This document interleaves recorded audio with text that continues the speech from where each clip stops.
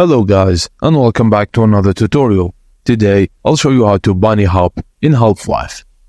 Firstly, enable the consoles within the settings.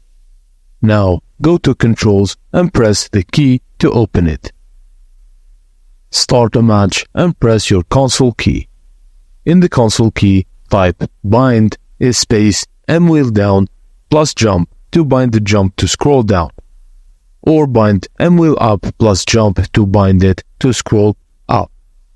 Start by running forward to gain speed and jump using scroll wheel and let go of the W key. To strafe left, press A while moving your mouse left. To right strafing, press D and move the mouse right. Repeat the condition. 2. Continuous bunny hopping. With practice you'll get faster and more accurate.